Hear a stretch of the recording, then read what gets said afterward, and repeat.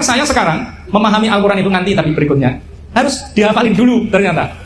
Maka yang ketiga itu, saya dulu gagal juga karena tidak saintifik. Anak-anak di pondok saya dulu kalau mau menghafal Al-Quran, langsung saya suruh menghafal. Pikiran saya, ya nanti yang bisa ya pasti cepat gitu aja. Ternyata tidak. Dalam waktu 3 tahun saya evaluasi, tertinggi hanya 23 juz. 23 juz banyak atau sedikit, Pak? Berapa banyak? 23 juz dalam 3 tahun itu berarti gagal. Kenapa? Saya punya analogi. Jadi menghafal Al-Quran itu seperti panjat pinang.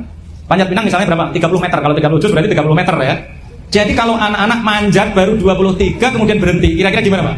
Bisa nggak bertahan? Lorot. Itu analognya. Sampai saya punya analog. Jadi harus sprint. Kalau lari itu sprint. Saya alhamdulillah dulu menghafal Al-Quran 1,5 tahun. Bukan karena laduni, nggak ada itu ilmu laduni. Itu menurut saya penyesapan itu. Nggak ada ilmu laduni. Semua harus bekerja, belajar dengan serius. Kemudian saya riset, ternyata menghafalkan Al-Quran tanpa ngerti artinya itu tingkat kesulitannya 7 kali lipat. Ini nanti saya coba ini. Mic-nya sudah siap? Nanti saya kasih hadiah ya. Ya. Bapak-bapak, tadi rumusnya gimana? Menghafalkan Al-Quran tanpa ngerti artinya tingkat kesulitannya berapa kali lipat? 7 kali lipat. Sudah saya riset. Ini adik-adik, tirukan saya ya. Dengarkan dengan baik. Nah ini Pak, ini sekaligus pembuktian. Berhadapan dengan guru harus pakai pembuktian. Tidak boleh hanya pakai asumsi. Siap oke? Iya, sanggup. Ya, tirukan saya. Kamu akan pergi, kamu akan mati di medan perang. Kamu akan pergi, kamu akan mati di medan perang. Ya, 100. Benar, Pak?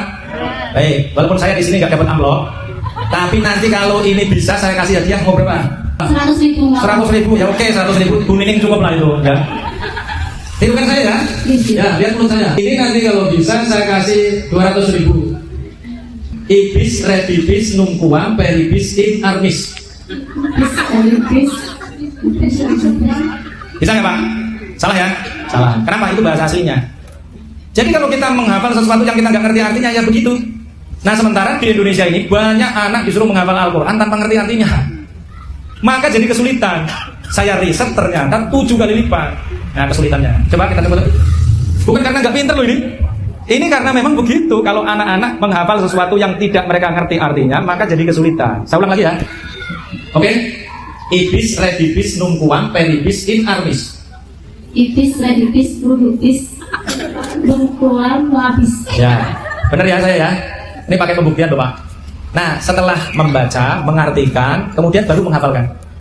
Kalau hafal, itu kita bisa merenungkan karena semua ayatnya ada di kepala kita. Jadi kalau ada orang bertanya apa saja bisa kita jawab karena bukunya itu ada di sini, ya. Dan ternyata kemudian banyak sekali kekeliruan. Kekeliruannya apa misalnya? Karena tadi yang diomongin adalah berkah, adalah duit. Berkah itu ziyadatul khair wa sa'adah, bertambahnya khair. Khair di dalam Al-Quran itu ada 2 arti. Yang pertama adalah kebaikan, yang kedua adalah uang, Pak. Jadi jangan dikira kalau berkah terus kemudian duitnya sedikit.